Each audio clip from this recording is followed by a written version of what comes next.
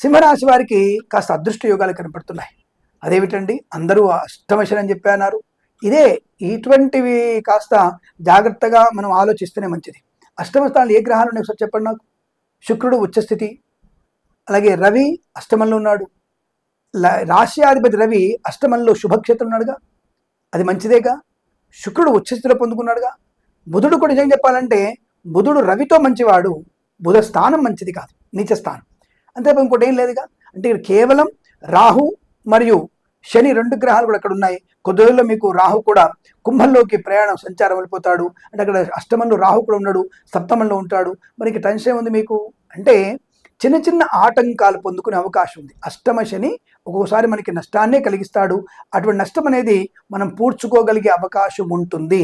కారణం గురువు మీకు తప్పకుండా ఈ సింహరాశి వారికి చాలా మంచి శుభస్థానంలోకి ఏకాదశంలోకి రాబోతున్నాడు కనుక వీరికి ఇక్కడ అష్టమంలో శని వచ్చిన ఏకాదశి ఉన్నటువంటి గురుబలం వల్ల ధన కనక వస్తు వాహన వివాహ సంతాన సౌభాగ్య యోగాలు, ఆరోగ్య లాభం, గృహలాభం, స్థల లాభం, వ్యాపారపరంగా వృద్ధి, సినిమా రంగంలో అభివృద్ధి, రాజకీయ రంగంలో కలిసి రావడం, కళాకారుల క్రీడాకారులకు అభివృద్ధి పొందుకోవడం, కన్సల్టెన్సీ ఆధారపడవచ్చు, మ్యారేజ్ బ్యూరో శుభవార్త వినవచ్చు, శుభకరమైనటువంటి వైవాహిక జీవనం ఉంటుంది, 10 మందిలో గౌరవాన్ని పొందుకునేటువంటి అవకాశాలు కూడా ఉన్నాయి. మరి నెగిటివ్ ఏమిటి?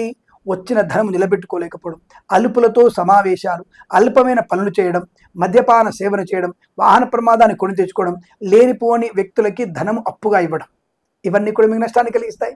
సో ఇటువంటి వాటికి దూరంగా ఉంటూ ఆనందమయ శుభజీవనాన్ని పొందుకోగలిగితే, మంచి భగవద్గీత పారాయణ చేయగలిగితే, అలాగే హనుమాన్ చాలీస పాలన చేయగలిగితే ఈ సంవత్సరం మొత్తం మీకు విద్య, ఉద్యోగ, వ్యాపార, ఆత్మస్థైర్య, సోదర మైత్రి, కుటుంబ అనుకూలత, సత్సంతాన ప్రాప్తి, అన్యోన్య దాంపత్యము, విదేశాల్లో విద్యా ఉద్యోగ వ్యాపార లాభం, స్వదేశంలో కూడా విద్యా ఉద్యోగ వ్యాపార లాభాలు పొందుకునే అవకాశం, 10 మందిలో గౌరవాన్ని పొందుకోవడం, రాజకీయ రంగంలో అభివృద్ధి పొందుకోవడం, పాడి పరిశ్రమ, పౌల్ట్రీ పరిశ్రమ లాభాలు, share market, speculation, communities, crypto currency, bitcoins, లాటరీల వల్ల, జూదం వల్ల ధన ప్రాప్తి పొందుకునే అవకాశం, ఇలా అనేక రకాల శుభయోగాలు కూడా ఈ రాశి వారికి బలం కనబడుతున్నాయి. అయితే శనిగ్రహ పీడా పరిహారం కొరకు నల్ల నువ్వులు, అలాగే మనకి ఈ యొక్క బుధుడి యొక్క ప్రభావం కోసం కూడా పెసర్లు దానంగా ఇచ్చుకోగలిగితే ఈ సంవత్సరం మీకు ప్రశాంతత, ఆనందయోగాలు ఉంటాయి. వీలైతే శనిగ్రహ జపం చేయించుకోండి, ఇంకా అనుకూలంగా ఉంటుంది. చేసుకుంటూ సర్వే జన సుఖినో భవంతు.